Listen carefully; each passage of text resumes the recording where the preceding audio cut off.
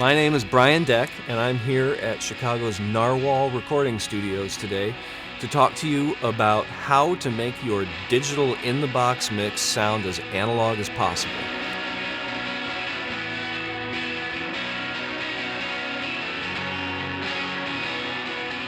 This first song that I'm going to be using to illustrate these concepts is a song called Vinegar by Chicago band Wreath of Hogs.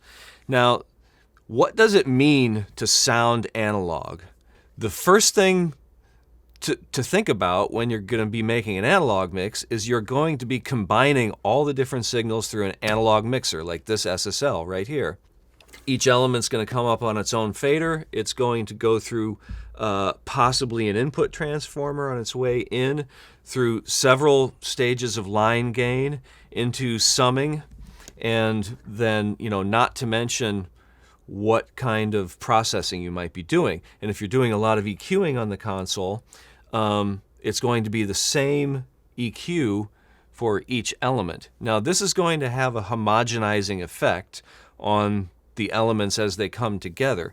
They're all going to get the imposition of the same kind of sonic character from the same kind of input and line amps, and they're all going into summing amps, which probably are going to have a fairly similar character to the input amps. In order to simulate that, when I'm working digitally, I will frequently, almost always, create separate buses for each group of instruments. So right here I have the drum bus. Here I have the bass bus. That's the guitar bus. And then there's a vocal bus and the stereo bus. So the individual elements get sent into their own bus, and at the very first stage of that bus, I have placed the UAD Neve line preamp, which is a model of the 1272, I believe, or actually it says 1290 here, but it's that 70s era of line amp that I wouldn't say it's heavily colored, but it can be depending on how you gain it up and saturate the transformers and line amp inside. Now, given the fact that the drums are heading into one of those, the bass is heading into one of those, the guitars are heading into one of those, and the vocals are heading into one of those, and there's one at the front of the stereo bus as well. It means that you're getting that slow, steady buildup of that character that you would be getting if you were passing through an analog console. There's some variation available. I have the output of the drum bus line amp turned down a little bit, and it's gained up, it looks like 5 dB on the input. So that's going to have a touch of saturation to it. I don't think I did that anyplace else. You can see the output's at 0 on the guitar bus. Where is it on the bass? 0 on the bass, 0 on the vocals, and 0 on the stereo bus. So it's a very subtle accumulation of that kind of sound. First you'll hear it with the preamps engaged, and then I'll bypass them, and then I'll bring them back again. You're never gonna miss the bus once you start following your heart more than the evidence. So the whole thing got a little dark and felt a little bit veiled when I bypassed the Neves, and then it had a little bit more life when they came back in again. That's something that the console gives you. The other thing that you get from analog mixing is in your processing of the signals, you're physically patching in and out of pieces of equipment that have different kinds of ins and outs, but they all have a characteristic sound.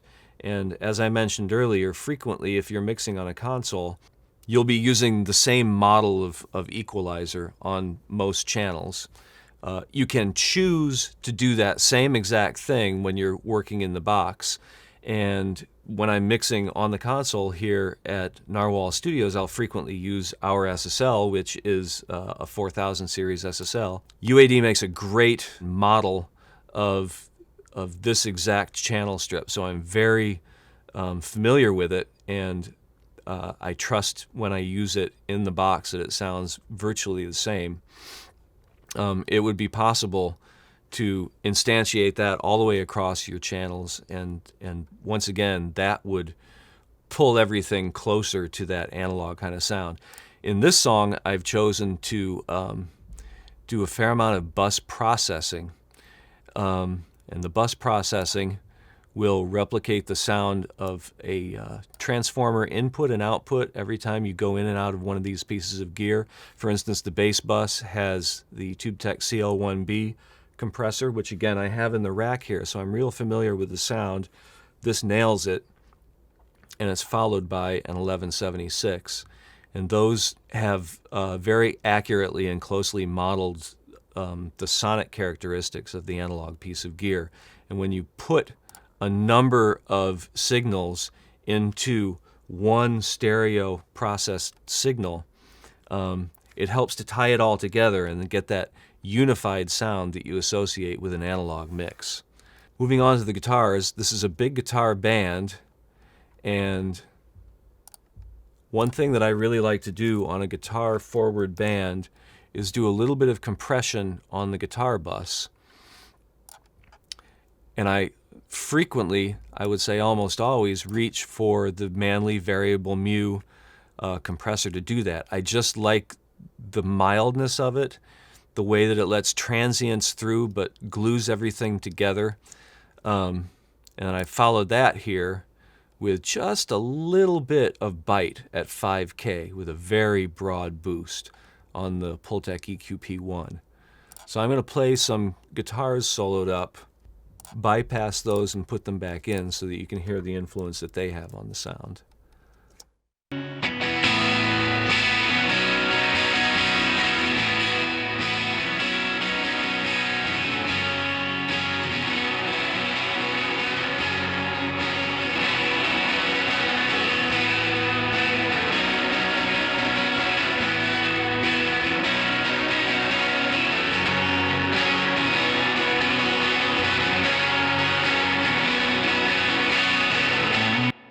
You can see that the compressor is working very slowly. It's giving hardly 1 dB of gain reduction, but it really smooths things out. And then you could really hear it pop forward when I took the Pultec EQ back out of bypass.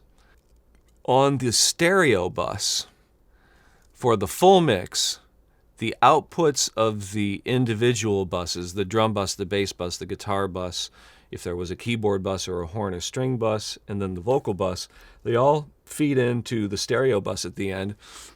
That also has a Neve preamp at the front, but then I'm doing a little bit of EQ to the whole bus, and that gives a bright character to everything. So I'm boosting 1.5 dB at 16 kilohertz, which is sort of an airy frequency. And then just 0.5 dB at 6,500 cycles, which is a cutting frequency that's going to make all of the music feel similarly assertive, like it's going to do the same thing to the drums and the guitars and the vocals and make the whole mix feel very forward. Beyond that, I'm doing a little bus compression, and now this is the model, UAD's model of the SSL 4000, the classic quad compressor on that console, which is the definition of the sound of the 80s and 90s. Whether you're talking about hair metal or grunge or R&B, you know, it's still widely in use today. And when I'm mixing here at the studio on the console, I almost always have this thing pushed, but I feel really confident in using the plug-in version of it as well. So I'm going to start out by playing the mix without those plugins engaged, and then I'll play it for you one by one. I'll engage them.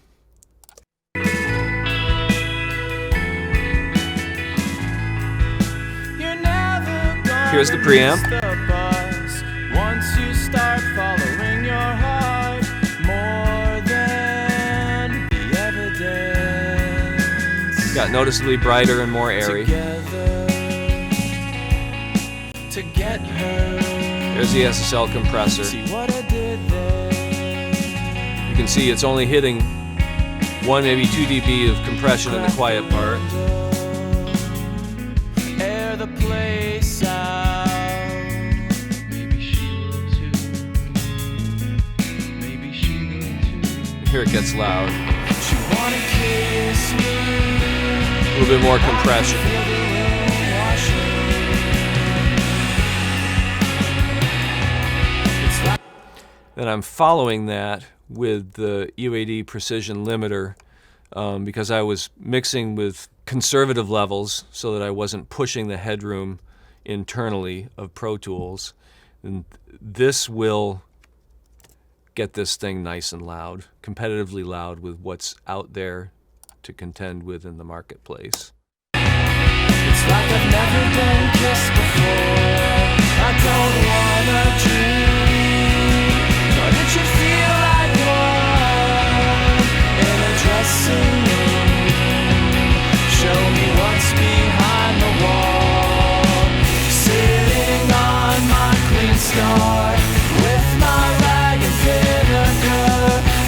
As you can see, I'm maxing out at just under 4 dB of gain reduction there. So what you're seeing throughout is trying to do global things that mimic what it is that you get from mixing through an analog console, the characteristic sound of the inputs of that console and the busing of that console, as well as utilizing the sonic characteristics of the outboard gear, as you can find modeled in some of today's better plugins.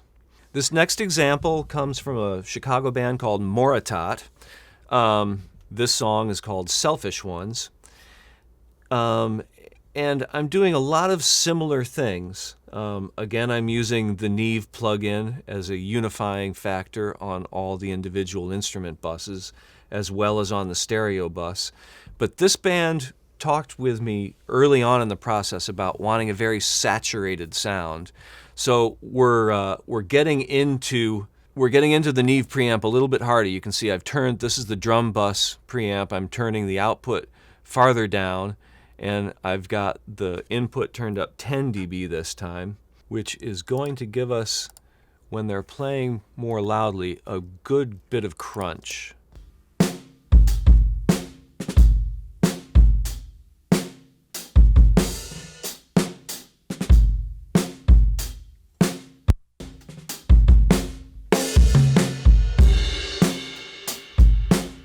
Hear the kick drum when he hits that crash, you can hear it fuzz out, and they were really looking for that, and the more I pushed it, the more they liked it, so we kind of went for it.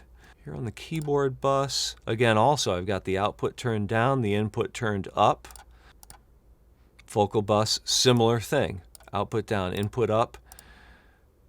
Stereo bus down a little bit and up 5 dB, and that's risky. I mean, you are now married to whatever kind of fuzz you've made when you print that and send it to the mastering engineer. But it really fit the character of the music that we were trying to make. Let me play some of this song near the end when it starts to build up and get louder.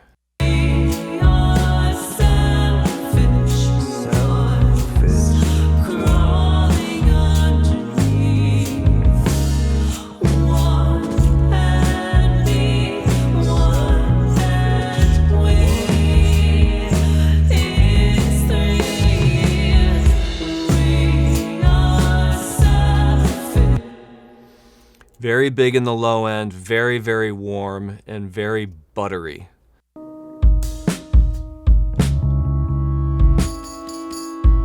We move until we find it, moving through life.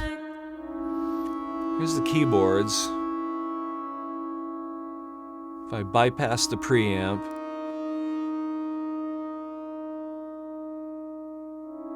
a little edge goes away and they feel less animated.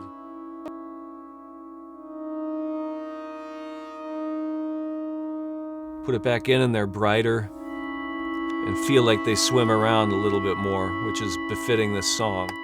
We made, we dance on glass at you. We dance the glow.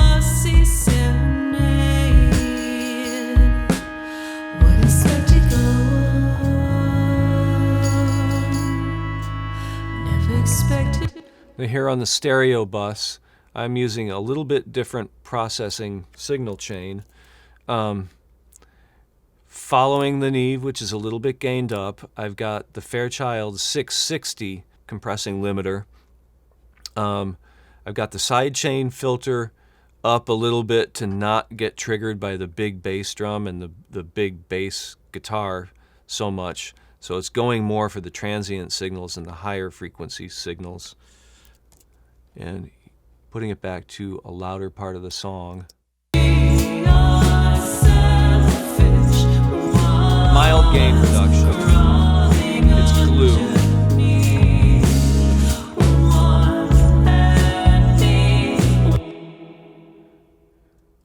Again with the SSL compressor, let's see what kind of gain reduction we're getting there.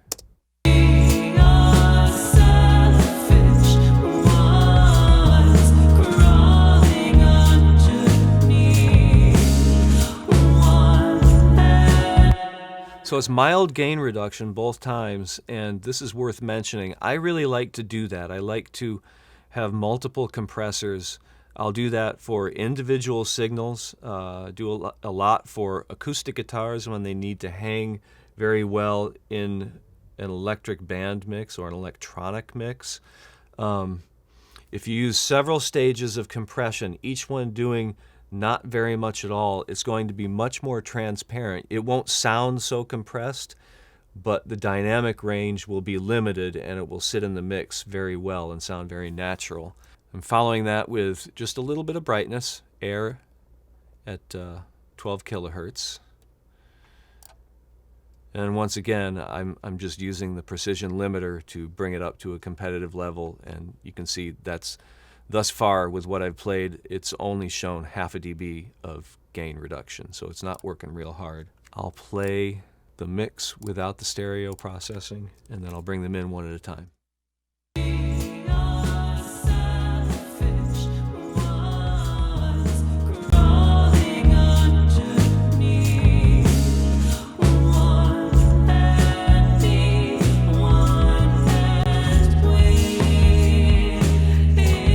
That got lively with the Fairchild.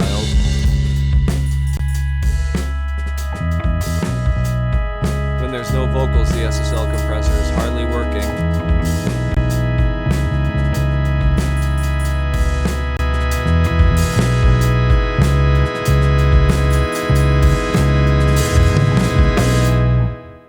So there are some examples of the kind of processing that you can do with plugins on an in-the-box mix that replicate the same kind of gluing together action that you get from the collection of electronics in an analog mixer like this and the outboard processors that you can put your individual signals through. I hope that helped you start to think about how you want to do that yourself. These are some things that I do. There's plenty of other ways to go about it, and I always encourage people to do their own experimentation and come up with other things to do. So thanks for joining us today. Hope you enjoyed it. See you again soon.